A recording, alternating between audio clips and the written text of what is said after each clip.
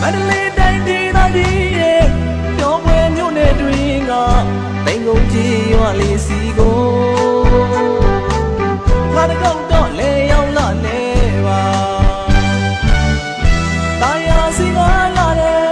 တိမ်တော်ဖျားပွဲတော့မြစ်စင်တဲ့တိုင်းတွေကပြော